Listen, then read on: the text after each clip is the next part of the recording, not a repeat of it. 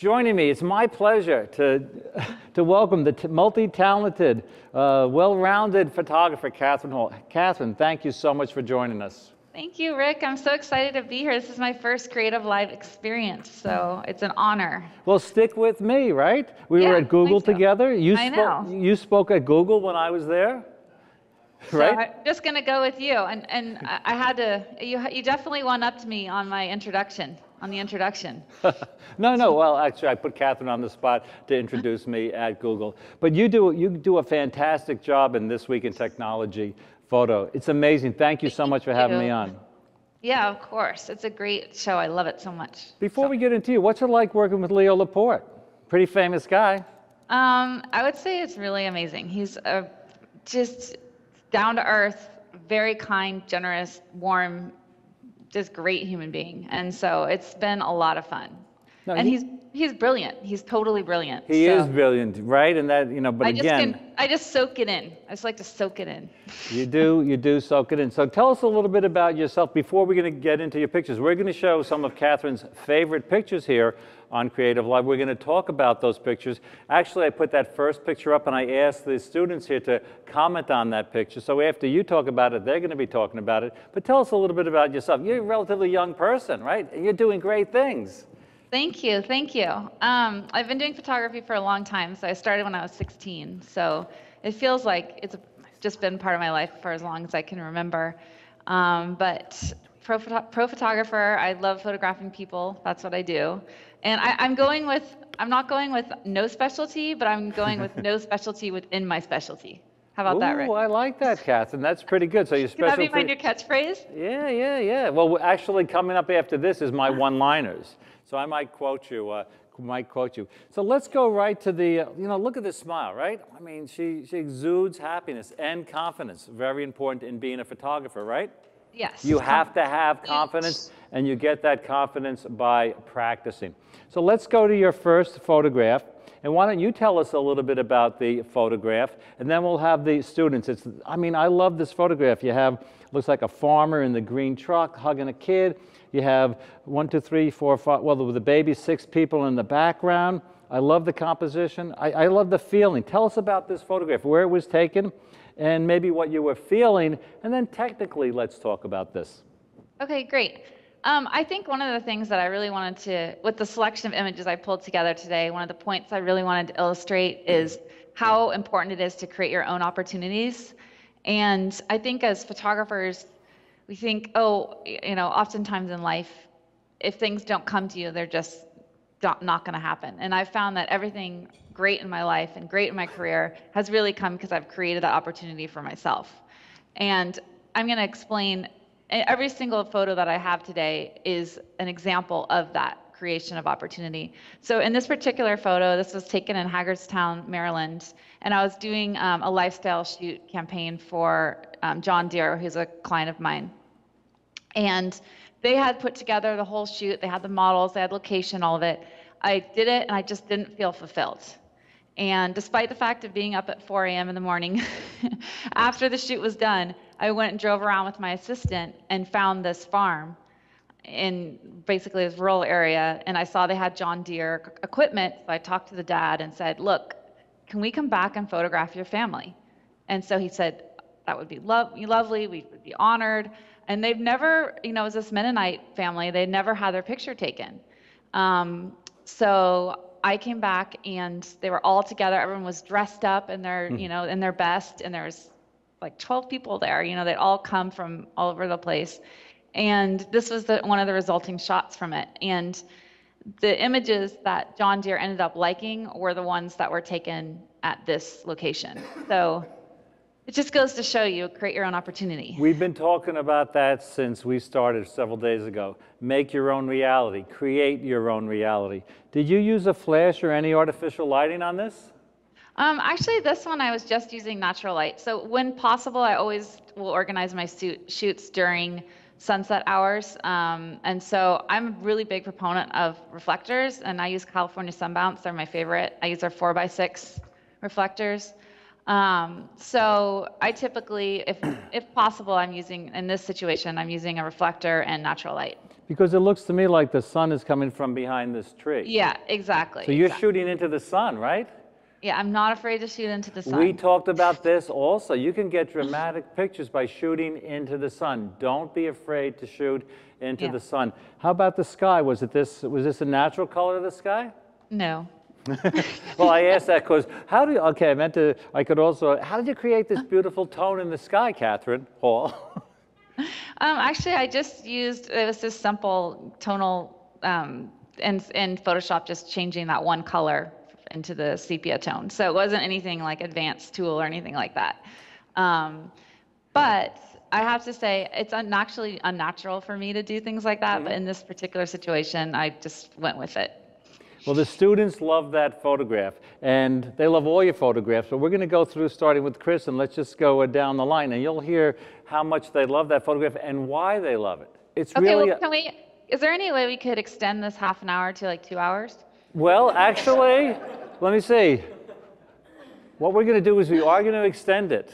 It's definitely going to be more than a half hour. I'm just giving you a hard time. Fear not, my friend. Okay. Let's get the photograph back up, or leave Catherine there, whatever, and get a shot of Chris here, talented photographer. What did you like about this picture? It's a great photograph, Catherine. And what I love about it is it really expresses the joy of having kids. Right, it really does. Look at the way the father is like, or the grandfather's hugging the kid. We have the kids playing in the background. So Chris likes the feeling, right, of this photograph. And I like the photograph a lot. I like the sort of the weight, I guess is the right way to describe it. You have sort of a larger item in the front, and then it goes back, but the detail goes all the way back, and I think it's great. I would definitely have to agree. I love the weight. I love the balance. The balance, Like, there's so much going on. Lori. Hi, Catherine. I really like it. I like it, especially since it shows the product, but it shows an emotion about the product, not just an ad for the product. Right. It's obviously one of the things you see there is John Deere, the little very recognizable logo, but a lot is going on. Obviously, this is in the foreground, our eye goes to that. But we talked about this. You place the main subject off center, and when you do that, your eye's roaming around the scene to see what else is going on. Using that if this was dead center, our eyes would get stuck on that. So it's very important to remember that tip. Dead center is deadly. I also like the way, the angle. She's so close, and everything in the scene is in focus. Dave, what's up? I just like how there's just so much going on. You can spend 20 minutes staring at that photo and always find something new. Well, I want to ask Catherine this. There's a lot going on, right? We have one subject, we have the background, we have the barn, we have these people, we have the sun, we have the clouds. There's a lot going on, yet it doesn't look busy. Yep. Right? So how do you do that in a photograph, Catherine, not make the picture look busy? I think that's actually one of the things that is the most important thing as a photographer is guiding your viewer where to look. And that's really what I'm predominantly using Photoshop for, is really trying to make it simple and clean and making my compositions, composing in a way that gives the viewer a way to navigate the image in a way that's sort of seamless and easy. And I'm always wanting to say, okay, I want them to look here first, and then I want them to look here. So you're prioritizing things. So we have the center. Okay, I shouldn't use my hands. Is that me? I'm making a lot of noise. It's okay. Okay. We like live action. I'm going to be still. Anyway, with the composition, making it dynamic, like what you were saying, Rick, having that foreground, that's where they're going to look first. But then also having the story continue in the back of the frame so that the eyes have a place to go after that initial set. How long did it take you to make that photograph? I'd probably say maybe about 20 minutes or so. 20 minutes. So you spent the time moving the elements into position. Yeah, I'd say 20 minutes to a half an hour. If I find something I like, then I don't move on until I know I've nailed it. Right. So. Once again, illustrates big difference between taking a picture and making a picture. What'd you like? Hi, Catherine. Hi. It's an incredible image, and besides all Thank the you. emotion and all that stuff we talked about, I really like the post-production and how it makes the image way more dramatic. The sky and all the colors and the details. And I think actually one other thing I'd like to throw in is the importance of team. And Rick, you know this. I feel like a lot of my successes have come from having good assistants and good people with me. So in this particular situation, the photographer that was with me shooting this, his name was Kurt Littlecott, and he really helps me with this shot. So I definitely want to give him credit in that sense. But putting together a good team and working with people that are going to inspire you and help you grow and improve and all of it. Great minds think alike. Didn't I say I always thank my guides? It's very, very important, as that book, The Thank You Economy, says, right? Yeah. You have to say thank you. Emily, last but not least, what did you like about that photograph? Hi, I love the different stories that are going on in my mind, and that the product was, you know, important in it, and it makes me feel like it's going to be around for the whole generation that's to come. And different stories besides just about the John Deere. You know, what's going on, what are the women talking about? I just love all the stories that are in my mind going on, and it's great. I love it. What I noticed about Emily when she was first describing this picture, she said, I don't know if yeah, this camera's on, you were going like this. Yeah. I love, and really there's so much, and you're moving your hand to illustrate how much is going on in that frame. There really is. Now, Catherine, you're a Canon shooter? Yes, I am. Now, what lens did you use here? Because people all around the world always want to know the technical stuff. So far, we haven't talked technical, really just the emotion and a little post-processing, but people want to know that too, because what I love about this is everything in the scene is in focus, from this blade of grass down here to these wires over here, and even the top of the barn over here, and the leaf over here. Everything's in focus. I'm pulling up the EXIF. I don't remember offhand. Well, some wide-angle lens, right? Yeah, I was shooting it at 7.1 was the f-stop. Focal length was 27 millimeters, and I shot it at 1/200th of a second. This is really important, right? This is a great way to learn about your photography, looking at that exposure information, right? It's a great way to learn. If you took a shot like this and everything wasn't in focus, you could check your exposure information. Oh, maybe I shot too wide. If it's a little blurry, maybe I didn't use a fast enough shutter speed. Yeah. Well, Catherine, how do you feel? These guys love your pictures. I love you guys. I think I'm going to Seattle next time. Okay. I want to see their beautiful faces. Let's see. Let's get some 2 questions from around the world. Let's see. I think Renadrag asked, how many takes did Catherine take of this shot? You talked about taking 20 to 30 minutes. Did you try different scenarios for that particular shot? That's a really, really good question. And this goes back to one of the things Rick says, being a spaceship, camera being a spaceship. But I really feel it's important to move around. So I'll get a shot and then I'll trust myself. I'll shoot it vertical if I'm starting off horizontal. And then I'll move from a different angle, move from a different side. So if I've got a subject matter that really is compelling and I'm really excited about it, I'm definitely going to play with it more and make sure I nail it. So how many takes did it take? I can't remember exactly, but typically I'll shoot something at least from like 4 or 5 different angles before I feel like I've nailed it. Because sometimes you don't know what you're going to like best, right? You may think, oh, this low angle is great, but I might as well do it over here, and the might as well do it over here shot might turn out to be your favorite shot. Yeah, and then another thing too is when you're working with models, don't be afraid to ask them to repeat their actions.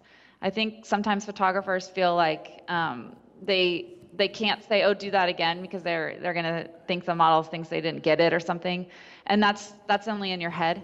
I'm definitely not afraid to say, okay, run up to Grandpa 5 times. Right. To make sure I nail it. Don't be shy. Yeah. Okay, do we have another question? We do. Hi, Catherine. Hi. I just wanted to say hi because I like how you say hi back. Oh, thanks. I have a question from Hart, who said, how did you select only a specific area of the sky and leave the rest of the picture untouched? Masks. So I just used a layers mask in Photoshop. You're thinking selectively rather than globally, right? Yeah. That's the way to go. Okay, let's move on to the next wonderful Catherine Hall shot. And here we go. I love this shot. I love the color. I love the soft light. Again, looks like everything in the scene is in focus. And we have some light in the subject's eyes. And I think I love the texture. And it looks to me like she's looking right at you. It looks to me like you're using that tip I use, see eye to eye. When you're photographing a person eye to eye, you're looking, the person in the photograph is really looking back at you. So where did you take this picture, and tell us a little bit about it, because I just love the color and the red and the green. Thank you. So my opportunity tip with this one is be open-minded, not rigid. And what I mean by that is, this was in Vietnam, and I was hiking in the mountains up between Vietnam and China. And I had this whole plan. My backpack was packed. I was going to this village to spend the night. And it was done. I was excited, and I was on my way. And I was on the way up the path, and I got to this junction where I went left to the village, and then this girl walked by me who was going right. And instead of going with the original plan that I had, my intuition told me to follow this girl. And I ended up following her all the way to her house, which was about 3 or 4 hour walk through rice fields. And she's going through this walk with like little jelly shoes on there's like venomous snakes in these rice fields, and she has these little sandals on, and she does it every day to go to school. But I ended up spending the whole day with her and meeting her family. And the images I got from that were so much more compelling than if I had gone to a village and been exposed to maybe 50 people, but not really getting to know them. But I actually got to experience her life. And the images that were produced from this were definitely the best-selling fine art prints from that trip. And, so just going back to be open-minded, follow your intuition, and opportunities will come from that. Do you travel alone? Do you travel with friends? How do you travel? I found that most people don't want to go where I go. And so when I started traveling, it was in college, and I would go somewhere, I would travel for 2.5 months at a time. So instead of having a summer, I would go to summer school, and then I would save up and travel for 2.5 months during the year. And everyone wanted to go to Europe. So it was go to Europe with everyone, or just go to Asia by myself. So I would just go by myself. And I've never actually had a problem. The only time it's hard is you see such beautiful things, and sometimes you wish you were sharing it with someone that you care about. But other than that, it's good. Do you think it's different being a woman photographer than a guy? Like if I'm over there, I might see the world differently. I might approach a person differently. Do you think it's I had a post on my blog, it's called The Woman's Touch. And I think, women can see the world differently than guys. I think, I've thought about that a lot. Would I rather be a dude? Because I'm going to all these countries and I think it really goes both ways. I feel like you guys have certain advantages that we don't have, and we have certain advantages that you don't have. Right. And one of the advantages I definitely know I have is that I'm innocent. People look at me and they assume I'm no harm. I'm just they don't think of me like I'm a professional that might be documenting something really important. It's just like I'm a cute little girl with my camera. And it works for me. And the other thing is with subjects, I can touch them. I can get in their personal space, and, with children, with women. And so I do feel in a lot of ways there's definitely advantage there. Yeah, that touching business, as a woman, it's different. When we had the model here yesterday, remember I said to the guys, and actually to everyone, when you're working with the model, a stranger, don't touch the model. Right? Yeah. And you are less intimidating. Now, going along with that intimidation business or that intimidation theme, do you carry a lot of gear? Do you show up with a lot of gear? Because my guess is that could be a little intimidating. I'm not going to not use the gear that's going to get the best shot because I'm scared of intimidating someone. Right. And so I'll minimize. I'm certainly not going to, I don't want to be held down by my gear. But if I think a 4x6 sun bounce is going to give me the best light, then I'm going to show up with a 4x6 sun bounce, which is certainly not a little disc, So it's more obtrusive, but it's worth it to get the shot. So I think it's more about your energy and your communication than it is about what you're carrying.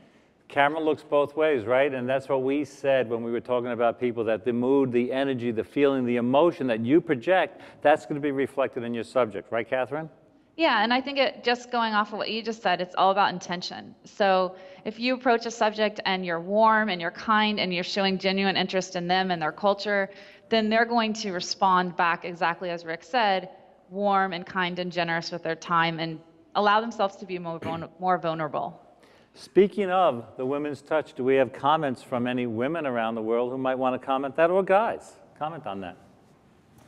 Well, I definitely, as a female photographer, I've heard every instructor that's been at CreativeLive has always said, don't touch people. It's just a standard in the industry.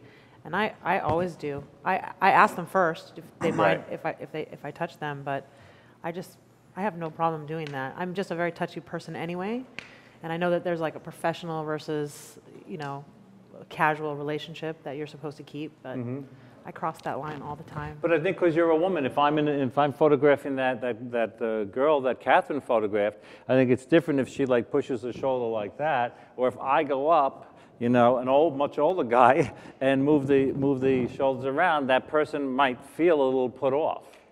So it's very, very important to ask. Any questions from around the world? Yeah, Catherine, I'll say hi too because I didn't earlier. Hi. A question from Guitar Goddess. Do either Catherine or Rick ever send images to the people that they meet and photograph or keep in touch with them? I'll let Catherine answer and then I'll answer. Guitar Ladies Goddess. first. I like your name. Oh yeah, Guitar Goddess, right. That's good. I find that it's best to carry a Polaroid with me because it's really hard to send stuff back. But if I promise I'll do it, then I always do it. It may not be promptly. It may take me a while, but I do it because I feel that if they gave me their time, then it's respectful to return that.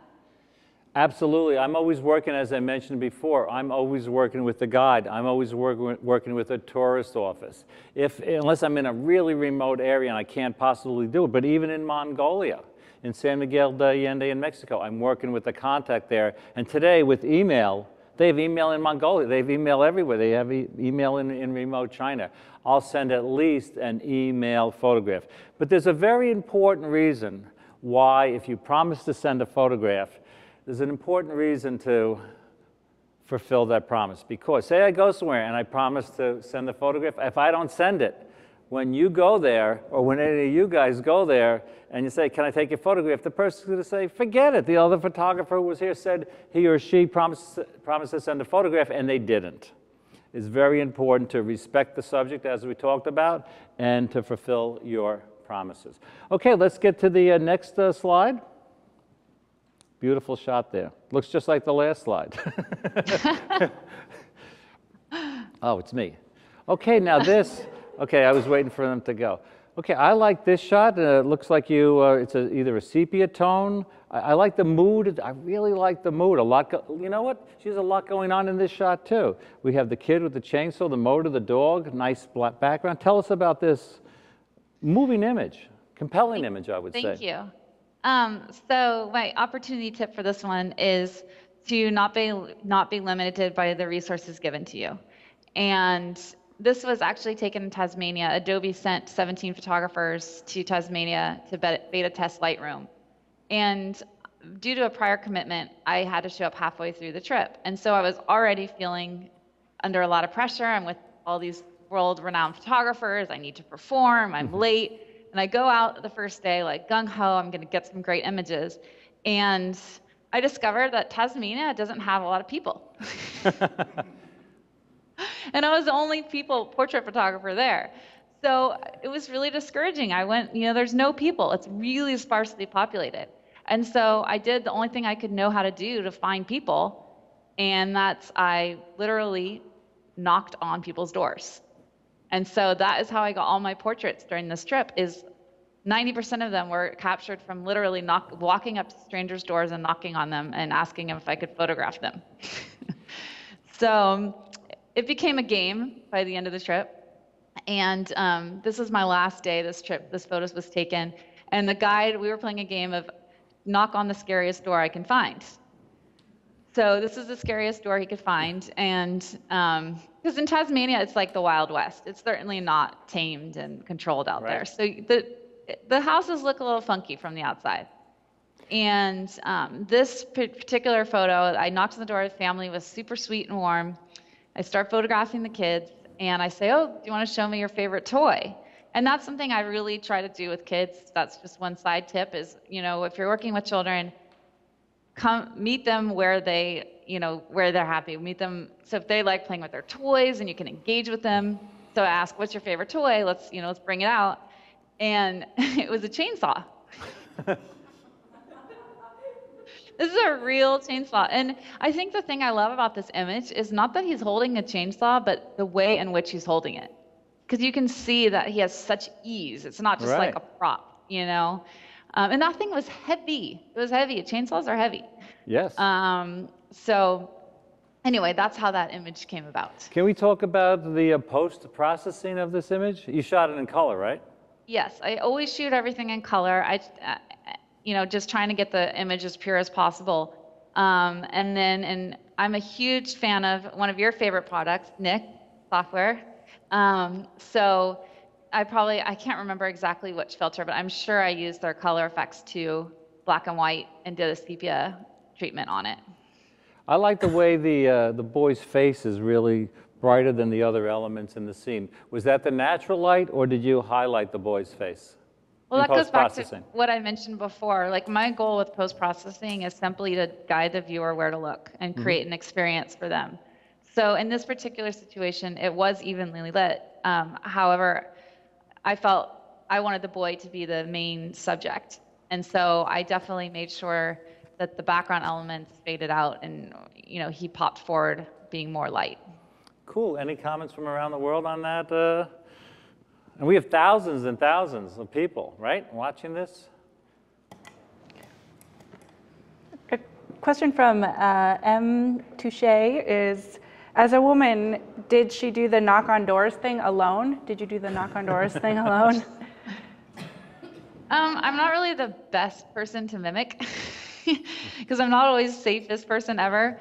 In this situation, I did have someone with me. I had a guide with me because they provided me with a guide. However, when I did photography work in Appalachia, oh, that's so much better. I don't know if anyone could even see the images. I just saw glare. In this particular situation, I did have a guide, but I did do a trip through Appalachia where I was knocking on doors by myself. And I did get into a situation that was really, really scary, and I was fearful for my health and life. And so you do have to be careful. And if you can have someone come with you, whether it's a guide or just have a man with you, to be honest, even if they just stay in the car while you go in, you're much safer, and that's a much smarter thing to do. You can't see all the students' faces during this, but they're loving. They're like riveted to what you're saying. Any questions from you guys? You look like you had a question. No, I had a comment. I really like the angle of that last photograph. It's slightly top down.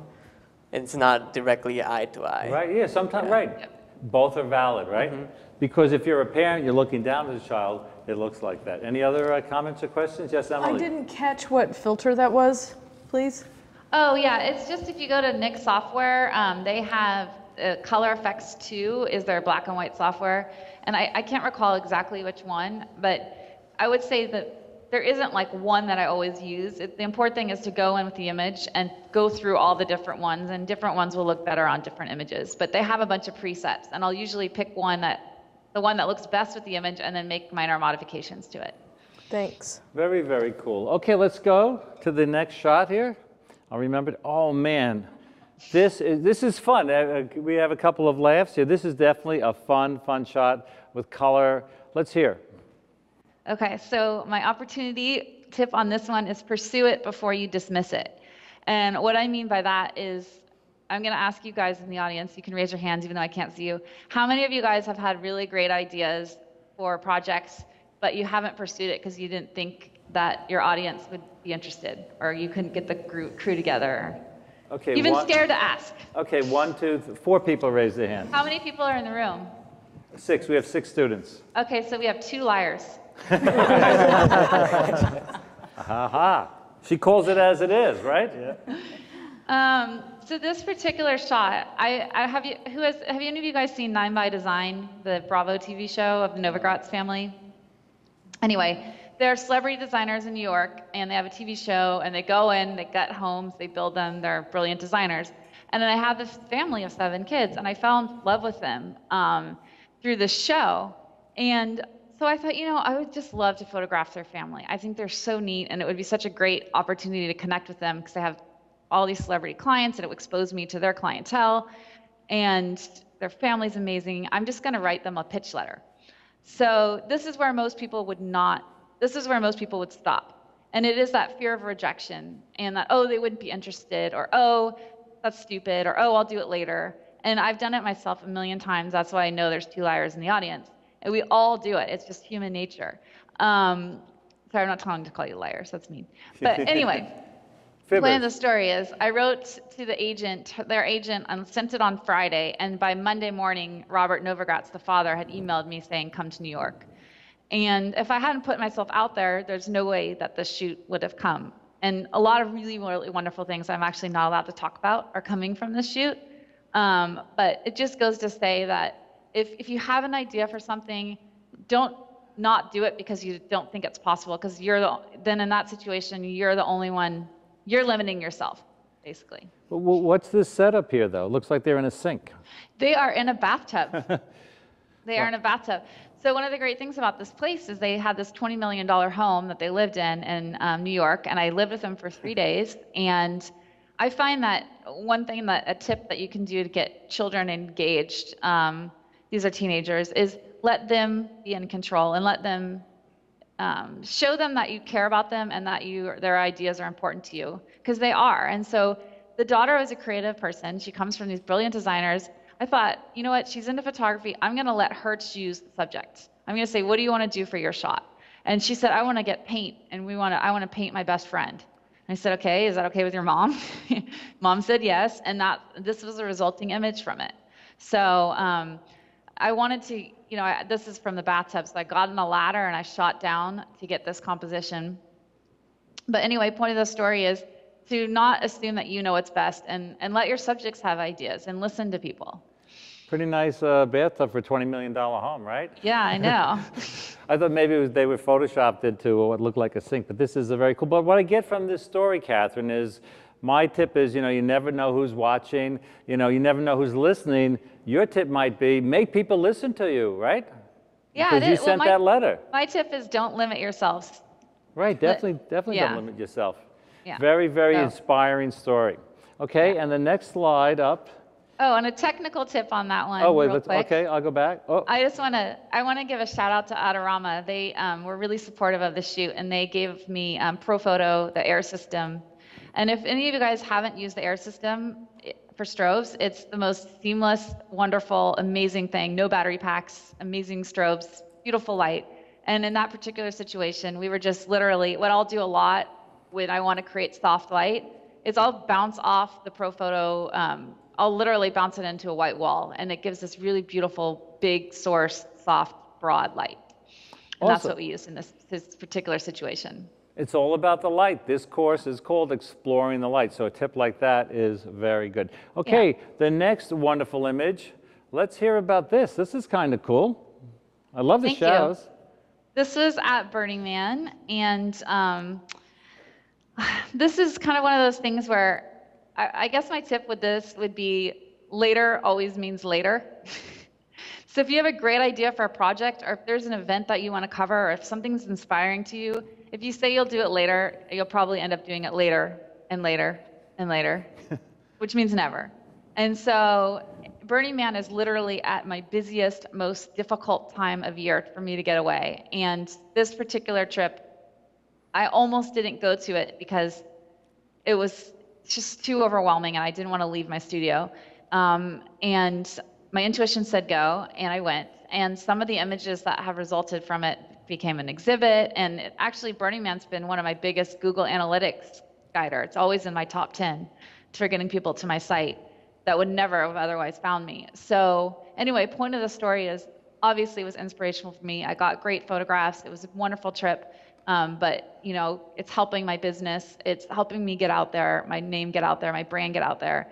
And if you have an idea for a shoot, if you're excited about a subject, if you're excited about a location, a person, an event, just go for it.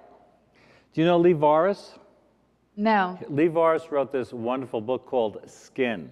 It's really about retouching and photographing people. Lee and I and Don Juan Pons, we're going to be going to Burning Man next year. Now, Well, I'm going to follow your advice. We decided, I've been wanting to go to Burning Man. Why don't you talk just a few minutes about what exactly is Burning Man? And it's not really the easiest place to get to and even stay there, right? Yeah, I can give some photography tips on shooting there that I think would be invaluable. A couple things is it's super dusty, and so you want to get one lens that you can put on your camera and never change it. So for example, anytime you're shooting a desert location or dirty location, that it applies to all of these situations. But for me, I don't own the 24-105, but I always rent it for Burning Man because it has the widest range, and I'll literally never take it off my camera. Now, Burning Man, though, this is a congregation of wild, I would say, wild and crazy people. It's an art festival. It's a music festival. It's a spiritual festival, right? It's in August every year in the middle of the desert. Anyway, do a search on Burning Man. You'll see some fantastic images. We're going to have a camper. What, did you stay in a tent or a camper, an RV when you went out there? If you can go camper, that's huge. That's the way to go. I actually got out a U-Haul. And we live in there, but that's the cheap version of a camper. Well, we're renting a big camper, or my friends are going to bring us camper. If we have an extra bunk. Yeah, you got to rent it now. They go out quick. Okay, so let's go to the. So anyway, let's talk about the shadows. If we could go to this picture. Well, why did you include the? Well, let's talk about the shadows here, because I think the shadows are what really makes this picture even more dramatic. Although I love the color. You know, it was actually, I shot this the lighting was pretty harsh at this time. And so I think the contrast and then also shooting men where they do better with hard light than women, I would say in general. And the shadows they add the depth and the dynamic, especially since the background is just that white. I think without the shadows, then there would certainly be a sense of 2-dimension versus 3-dimension. Absolutely. Speaking of Burning Man, you don't have to bring a lot of clothes to Burning Man, right? No, you don't. Okay, let's end up with this beautiful shot. You know, I like the hardness of this shot, very hard light. I like the feeling and the softness of this shot. Let's talk about how you made this shot. Okay. This was back to using my babies, my Pro Photo. I'm a huge Pro Photo person. I love their equipment and their gear. This was shot, if you can see, I wanted to experiment and play with rim light. So you can see that beautiful golden backlit rim light. So we had a Pro Photo that was basically, the head was like behind the bar and back, and then we put a gel on top of it to give it a warmer glow. And then we had another light in front, key light on the front of her, and then a fill light on the other side. So there's a 3-light setup. But I certainly feel like there's certain effects that strobe can give you that you couldn't get otherwise. And I really think that rim light gives a sense of dimension that you wouldn't otherwise have. So I'm a huge proponent of it. And it really creates a mood. Indoors, it creates a mood of sort of like you were saying, it was soft and it's kind of sexy and it's warm.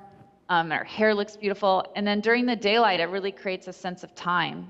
You know, if it's sunset and the sun's going down and the rim light, it gives it that afternoon glowy, warm light. And whenever you do that, you allow your viewer to not only connect with dimension, but also on an emotional level connect with knowing when the image was taken, feeling what the environment was like. If we can go back to that shot, I guess it's still up. Remember yesterday John, right? We worked hard on getting that beautiful backlight, that rim light. We said it can make the person look like they have a halo. Now here you're using just a straight light, which looks perfect in this situation, but yesterday, what were we doing to the lights? We were gelling the lights. Remember, we used the red gel, we used the blue gel. You can gel your lights to change the mood. Like you're saying, the most important thing in this picture, you know, is the mood. Another thing I like about this, Catherine, is the relatively shallow depth of field. You have the bottles in the back out of focus, so your eye goes right to the model. Yeah, yeah. And I do that most of the time I'm shooting people. I would actually traditionally say I'm usually at like 3.2. 3.2? Yeah, on average. I have 3.2. I don't really go above 5.6 very often when shooting people, because I really want them to be the center of attention and the focus. We also talked about balancing the light. Remember, let's go back to the shot a second. We talked about balancing the light. Look, up here, these lights aren't overexposed and washed out. This is the proper exposure. The model's the proper exposure. It's all about working with the light. Well, Catherine, We have extended the interview. Your wish is our command. I think that's the last shot. That is, well, we'll leave it up there. If you had to give one bit of advice to a person starting out, a woman starting out in this field, what would it be? Well, I think it applies to both women and men equally, and I'm sure you've already touched on this, but my biggest tip by far is practice, practice, practice, practice, practice. And then when you're done practicing, just go ahead and go practice and practice and practice. That's great. Any other questions from, we'll take one question from our students here, and we'll take one question from the worldwide audience. I'd just like to give Catherine a comment from Nicola Coco on Twitter, who just wanted to say, please tell Catherine that she is amazing and I love her photos. There's so many comments like that, so I just wanted to share that with you. Thank you so much. That's so nice. I really appreciate it. Any other questions here? Yes, Chris. Do you run your business all by yourself, or do you have help? Oh, I know I have help. I have my assistant, Trish Jan. She's like my godsend. And then my boyfriend, he just popped in, / lighting designer. He goes on with me all my shoots. I think the most important thing is really pulling together a solid team, because I'm only capable of so much, and I'm so inspired by those around me, and I'm only in where I am because of the people that support me. Well, that's good advice, getting the team. My problem is I'm so hyper that nobody can work with me. Yeah, really, absolutely. except my wife. And I'm serious. I think time moves at a different speed for me than for anyone. So, yeah, Rick, I have a question for you. How are you still standing? I'll tell you how, because well, actually, I'm having so much fun, but one of my tips is to respect the subject, so I wore my best Ralph Graham shirt. I got dressed up for this interview, but I am getting a little hot under the lights, so I'm just going to take this off because I am getting hot. But I think respecting the subject is important, and one of the things I love about the job that I have is interviewing people like you, interviewing, the best of the best. Yesterday, we had Hal Bullschmidt, from the Light Institute. Before that, we had Don Juan Pons. And don't you feel that this is all about sharing, all about networking? Me? Yeah. Me? Is that on me? Oh, yeah, 100%. And that goes back to the great question that was asked. Who asked that question about team? What's your name? Chris. Great question, Chris. But that goes back to team doesn't just have to be those in your immediate studio or those you're working with. Like, I forget, in a larger spectrum, I think of Rick as part of my team because we support each other, we help each other, we inspire each other. And so, that's sort of in a broader sense. So you're not in this alone, if you will. Can all the students come up here just for a second, very slowly? Okay? But there's only one way I want this to end. How? You need to pick up that guitar and play me something. Well, we're going to try to do that at the end of the day, so you have to. I'm just kidding. But I want to see all the closer. students. Catherine is such a warm, friendly, loving person. We want to give you a group hug. You're not in person. Oh, Catherine, we love you. Yeah. Okay. Lots of butts. Let me see faces. Oh, you guys are all so pretty. Oh, we're on that one. Oh, we're on the wrong monitor. Okay. I was like, how would I know? A lot of butts. Okay. Catherine, take care. Everybody, tune into Catherine's show this week in technology. Photo. twit.tv/photo. You can see Rick's last episode, and there's a ton of amazing inspirational photographers back episodes as well. Who's next up? We have Jeremy Cowart next week. Oh, I think that name is known around here, right? Yeah. Well, Catherine, safe travels, keep in touch, and as always, it's been wonderful, wonderful, wonderful Thank speaking you guys. with you. Have a great rest of your weekend. Okay, take care. Thank you. It was quite an honor, and I'll be interviewed by you anytime. Great interview. Thank you. Bye. Bye.